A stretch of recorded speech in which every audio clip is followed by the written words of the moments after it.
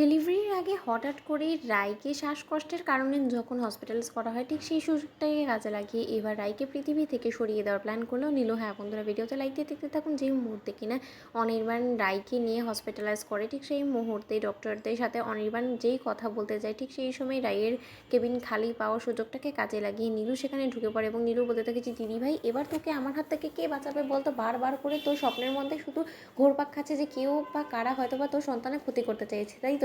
এখন এটাই যে তোর সাথে বাস্তবে ঘটবে, সেটা তুই কী করে থামাবি বলতো? তোর হাতে তো এখন রীতিমতো বাধা, কারণ তোর হাতে তো ড্রিপ চলছে। এখন ড্রিপ হাতে নিয়ে তুই কী করে আমার সাথে লড়াই করবি বলতো? আর লড়াই করার সেই সুযোগটাই বা আমি তোকে কোথায় দেবো বলতো? তোর এই ঘুমন্ত অবস্থার সুযোগটাকে তো কাজে লাগে। এবার তোকে আমি ঘুমের মধ্যেই মেরে চলে যাবো এখান থেকে, কেউ কাকপক্ষিতেও টের পাবে না।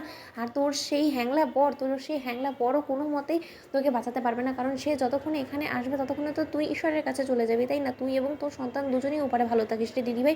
আফসোস সুখ এতটুকুই যে এত দিন বাদে তোর জীবনে এরকম একটা সুখের দিন এলো তো এলো, কিন্তু তার সত্ত্বেও তুই সেই সুখের মুখ দেখতে পেলি না, তোর সন্তানকে পৃথিবীর আলো দেখাতে পারলি না। আর এই সব কিছুর জন্য কিন্তু কোনো না কোনোভাবে তুইই দায়ী, কারণ তুই কোনো দিনও আমাকে সুখে থাকতে দিসনি, আমাকে সুখের মুখ দেখতে দিসনি। তাহলে আমি তোকে কী করে সুখের মুখ দেখতে দিতে পারি বলতো? যেখানে কিনা আমার এবং সৌর্যের সন্তান এই আসতে পারলো না, সেখানে কিনা তোর এবং অনির্বাণ দাদাভাইয়ের সন্তানকে পৃথিবীতে আমি সুস্থ সবলভাবে বাঁচতে দিব, সেটা তুই কী করে ভাবলি বলতো? যথেষ্ট পরিমাণে তুই বোকামো করে ফেলেছিস, জানিস তো? তুই আমার উপরে বিশ্বাস করতে করতে তুই এতটাই আমার উপরে ডিপেন্ডেন্ট হয়ে গেছিস যে তুই এটা ভাবতেই পারিস নি যে আমিও আরও একবার তোর কোনো রকম কোনো ক্ষতি করতে পারি। কিন্তু এই কাজটা একটু ভিন্ন। তোর এই অক্সিজেনের সিলিন্ডারটা যদি আমি একবার ঘুরিয়ে দিই না, তাহলে তো তুই আর অক্সিজেন নিতে পারবি না। আর অক্সিজেন না নেওয়ার কারণে তুই শ্বাসকষ্টের যন্ত্রণা যখন কাতরাবি না, তখন সেই তোর ওই যন্ত্রণাটুকু আমি উপভোগ করে তারপরে যখন তোর মৃত্যু নিশ্চিত হয়ে যাবে, তখন বাস আমি এখান থেকে অনির্বাণ দাদাভাই আসার আগে এখান থেকে কেটে পড়বো। কাকপক্ষিতেও টের পাবে না যে তোর এই মৃত্যুর পেছনে গিয়ে দেয়। আর এই মৃত্যুটা আর যাই হোক না কেন, কেউ তো এটা ধরতেও পারবে না যেটা অস্বাভাবিক মৃত্যু, কারণ এখানে তোর শ্বাসকষ্টজনিত সমস্যা আছে বিধে তো তোকে অ্যাডমিট করা হয়েছে, তাই না? এখন যদি দুম করে তুই শ্বাস নেওয়াটা বন্ধ করে দিস, তাতে কার কী যায় আসে বলতো? এখানে তো কেউ আমার উপরে সন্দেহ করার মতন কেউ থাকবে না, কারণ কেউ তো জানেই না যে আমি হসপিটালে এসেছি, তাই না? তাহলে এই যাত্রায় আমার কাজটাও আমার হাসিল করা হয়ে গেল এবং তো সন্তানকে আমি মেরে ফেললাম। অবশেষে আমার প্ল্যানটাই সাকসেসফুল হলো।